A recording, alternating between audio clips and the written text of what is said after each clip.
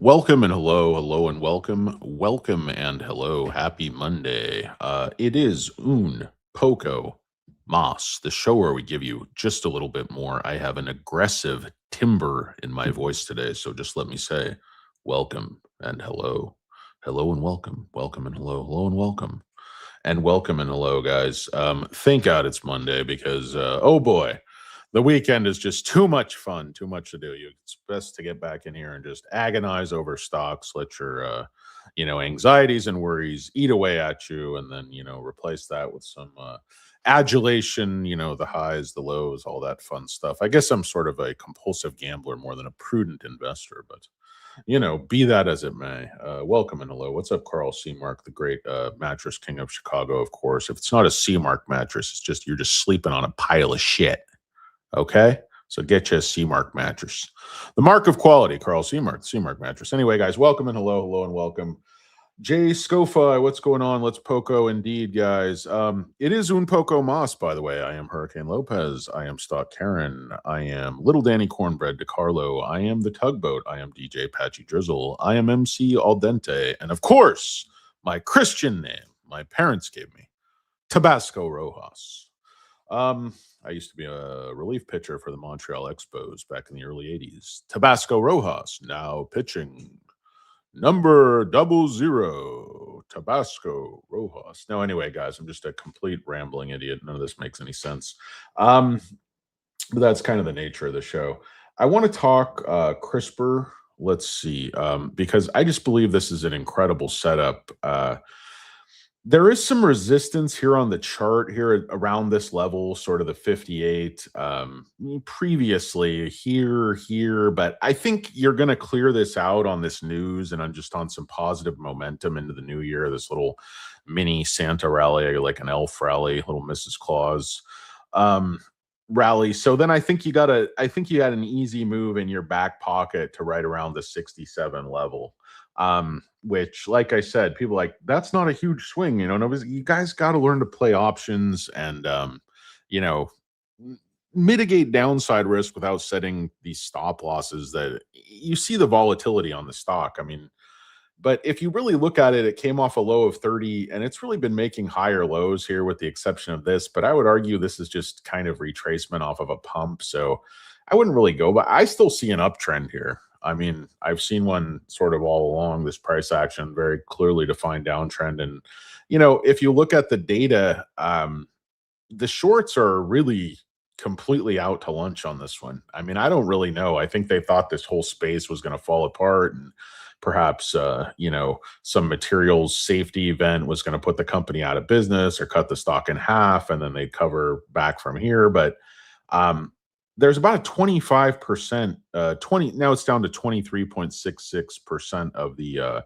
free float is being shorted. I think they were shorting, yeah, they were shorting again today significantly, another 221,000 shares. If you look at who's shorting, CRISPR, Citadel is really one of the only, major shorts that are not underwater.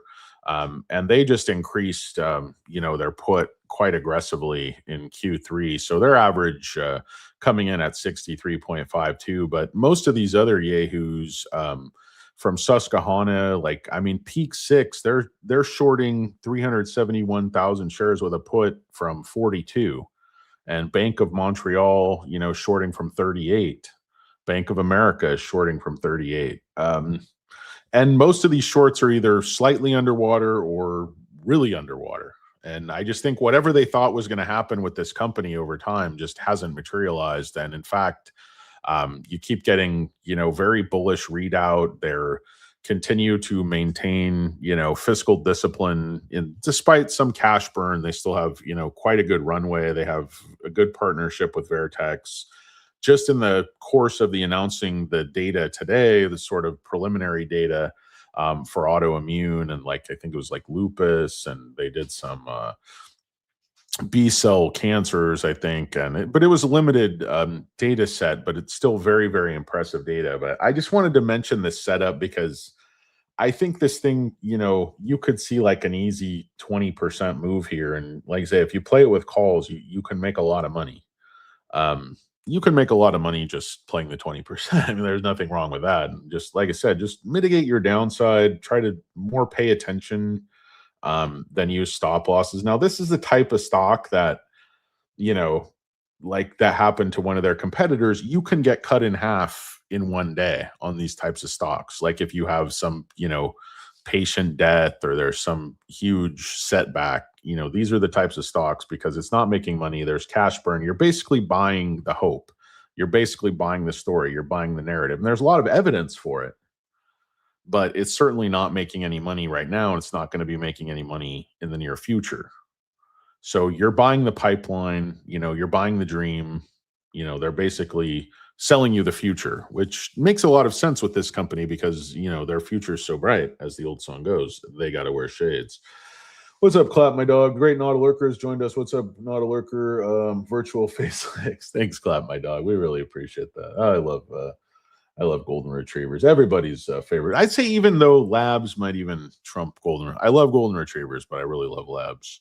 I don't know any of those sporting dogs. It's ironic because I'm not much of a sportsman or a hunter, but they just seem to be like those active dogs, like to kind of, have fun. What's going on, guys? Jimbo Roofers here. Well, hello and welcome, and hello. What's going on? Rich saying, how's it going, Rich? John K 324. Let's go. Let's go indeed. He is one handsome bastard, isn't he? That not a lurker. Oh, he's showing me up. I'm glad he's not on camera. Nobody be watching me. I got a face for radio and a body for bowling. Trimmed some Rocket Lab today. Maybe a mistake, but took my starting capital back at 230% only. Hey, I don't blame anybody for taking some profits off after moves like that. Play with house money. You're going to sleep better at night. Put that. I took some profits off of a couple of stocks and I just popped it back into Microsoft. I was like, I sold someone that little pop to like 560 and then, put me back in at 480, put me in, coach. I'm ready to play. Like Microsoft is absolutely crushing it. People just don't realize the structural advantage they have in AI deployment, which is they basically incorporate Copilot into everything, Windows, their browser, their enterprise stuff, the software, Office and Azure and everything else they sell. Copilot is like completely integrated. So people at the adoption is very, very high with Microsoft Copilot. Now, Gemini 3 Plus for business or whatever the fuck it is also getting rave reviews, but they just don't have the structural decades-long inroads into every single office, every single desktop, every single workstation, the popular psyche or zeitgeist, if you will, or perhaps even if you won't, because I don't know what the fuck I'm talking about. I don't really know what zeitgeist means. I think it means like the popular consciousness or something like that, but I really don't know. Something I've heard people say, but I've always kind of wanted to say it. And I thought, hey, I'll take a shot. I got a small, tiny wang, inconsequential audience of broke pikers, desperate people, kind of people that are calling those 888 numbers looking for tips in the football games. Let me tell you something, Marv. I work with families, okay? Families in New York City. Do you know what I mean? Like, yes.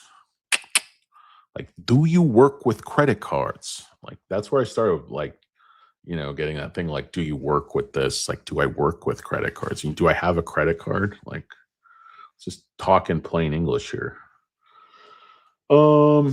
What's going on, Auto Lurker? I can put up those emojis, but like where you guys can put up those like heart emojis, but then you gotta, I think then you have to pay for them. And so I just don't want to charge anything, not like members, all that crap.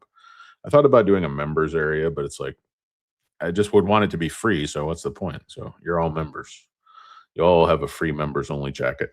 Anyway, I can't really get my head around why I made this show, other than just the fact that I don't even think that the resistance will necessarily hold at 68. I mean, I just think there's a hell of a lot of upside on this stock. Where was the story I was looking at?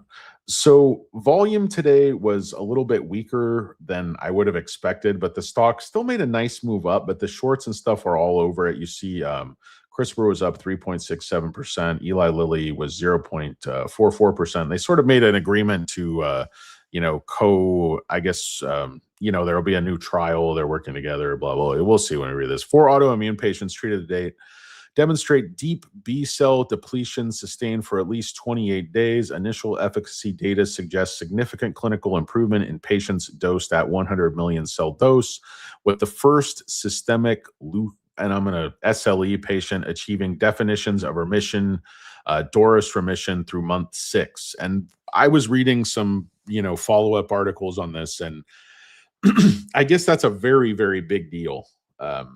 This type of DORIS remission in lupus patients. So in addition, phase 1 basket trial has been initiated for Zugocel in refractory primary immune thrombocytopenic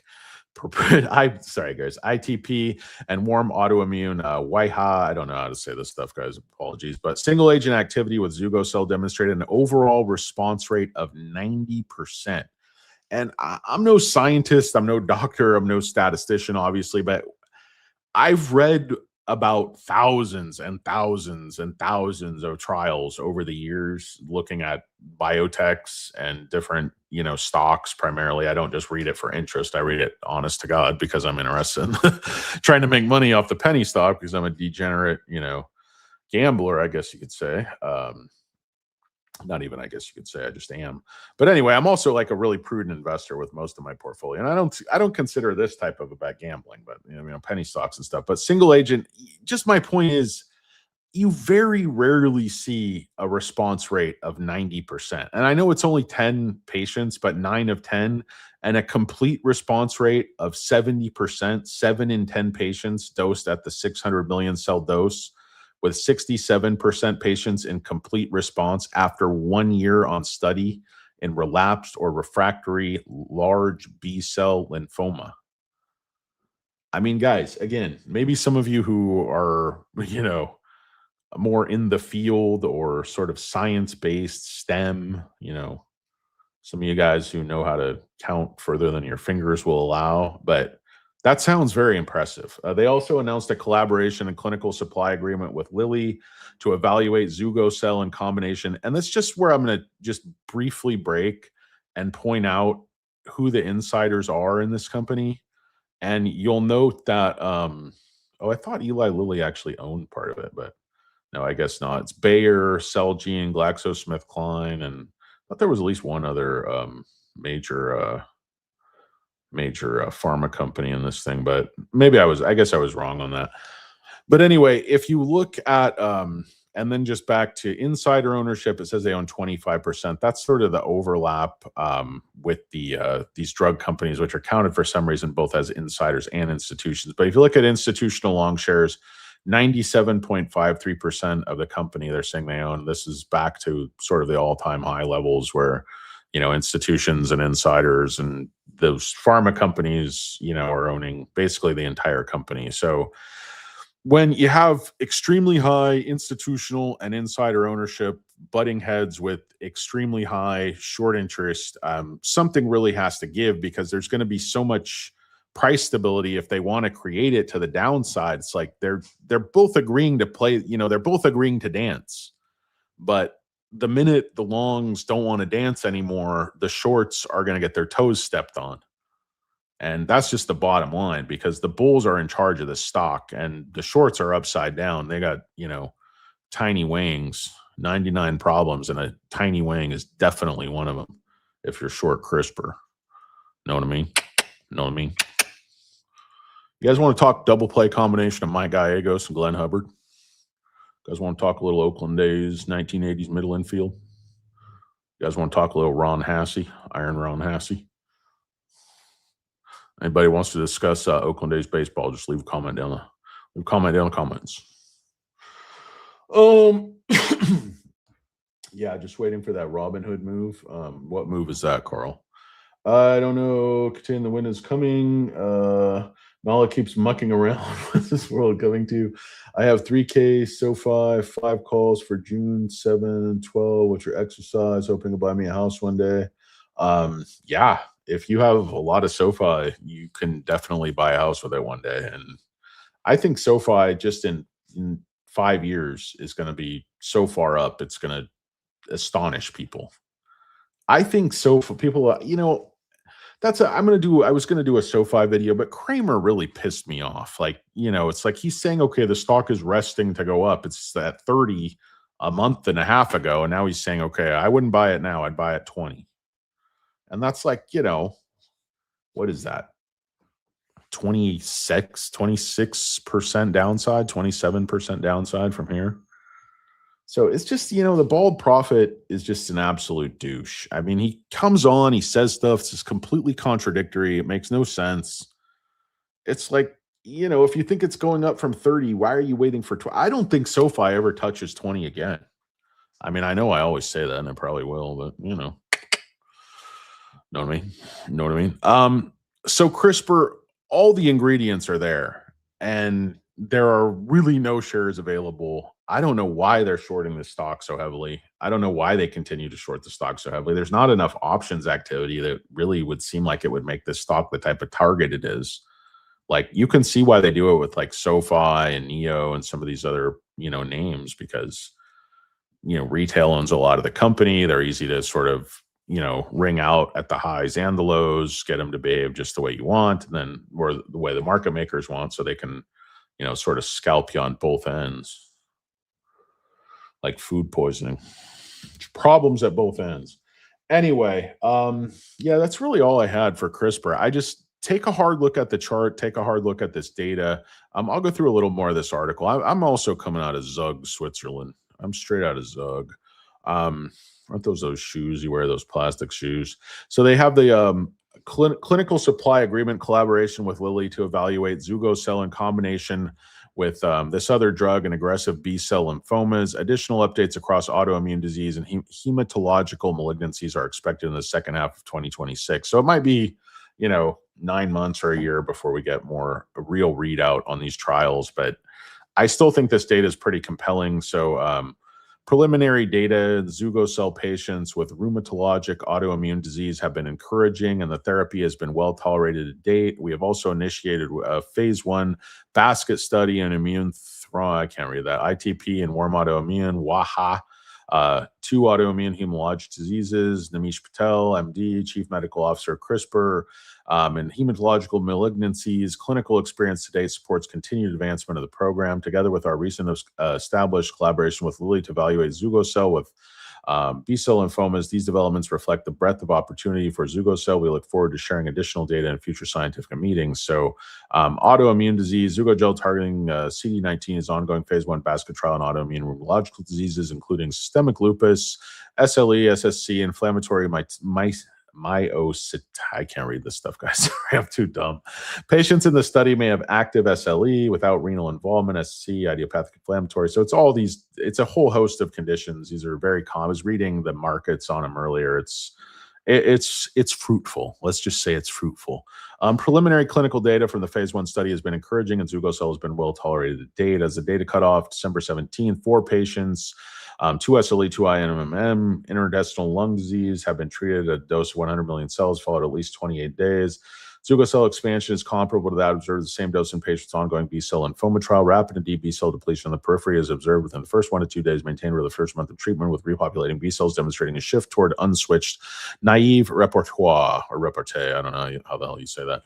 All patients demonstrated significant clinical improvement on the day 28 assessment. The first patient with SLE refractory to 9 prior therapies with a baseline systemic lupus and respiratory disease activity, 20 units, the 82K. Score of 8, maintained drug-free DORIS clinical remission through month 6 following treatment, has been well tolerated with no high-grade cytokine release syndrome or ICANS observed. Clinical trials, autoimmune disease remain ongoing across indications. Company expects to provide additional updates second half of 2026. This phase 1 clinical trials will initiate up to WAHA. Immuno-oncology. This goes on and on, guys. I mean, these guys are going to cure cancer. They're going to cure lupus. They're working on everything, and they're working hard, and they're making progress. And the data is very compelling and impressive, in my opinion. I know very small data sets. So makes me feel smarter when I say data set, even though I'm not. I'm still chubby, but makes me feel better when I say very small number of people. I say, it's a small data set. And you use those two fancy like parentheses things, put like a data set around it. Zugocel was administered after standard course of that and that and that. A total of 39 patients have been treated across all 4 dose levels. The recommended phase 2 dose was recently endorsed, the 600 million cell dose for large B-cell lymphoma cohort. An overall response rate, 90%. We already went over that. Among patients who completed 12-month follow-up, 67% remain in complete remission at the 12-month evaluation. Peak mean CAR T cell expansion, approximately 1,700 cells per whatever that tiny liter, I don't know how you say that, was observed in the R2D2, representing approximately a 4-fold higher expansion compared with patients receiving 300 million cells. So the dosing is a huge, impact on what's going on. Rates of grade 3 CRS, ICANS, serious infections were 17%, 7% respectively among all LCL treated with R2D2 and 12. No grade 3 ICANS or serious. So the safety profile is good. That's what all that's saying. Because I read other people who know what they're talking about. Read all this. The phase 1/2 clinical trial, RB cell malignancy is ongoing. Company expects to provide additional updates second half of 2026. And, if that data just continues to be good, the company will continue to get more and more valuable. They're basically valued, for their pipeline, obviously. CRISPR Therapeutics has been established, a new collaboration clinical supply agreement with Lilly. So you can go through and read this, exactly what these drugs are, exactly what CRISPR is, exactly what Eli Lilly is. I don't know if it's Eli Lilly or just Lilly, but it used to be Eli Lilly. Anyway, I'm just all systems go on CRISPR. I think the price is just, far, far too low. I don't know what the hell it is. They're trying to get me to trade. As far as new analyst ratings, HC Wainwright reiterated a buy. Bank of America reiterated a buy at 93. Piper Sandler reiterated a buy at 105. Bernstein is at 43, but Gula Lifshitz, like I said, she's really smart. I've read her somewhere 74 and a buy. A lot of upside on the stock. Of course, there's a lot of downside if you get bad news, but I really think, this uptrend is just very, very well defined. And I just really like the stock from these levels. You just saw a huge, pullback, move to 70, moved up near 80. And you can now buy under 60. I think it's just an exceptional buy. And I think the patient investor who's willing to wait for more partnerships, more buyouts, more readout is going to be handsomely rewarded. I got to run for now, guys. I really, really appreciate it. I'm going to try to make a SoFi video a little bit later because I'm just really pissed at Kramer. I just can't stand that ass face on his best day. But, just this wait and buy SoFi at 20. I love SoFi. I love it. But just wait for it to go down 30% and then buy. Fuck you, dude. Fuck you. Peace. I'm out. Un poco más. Act like you know.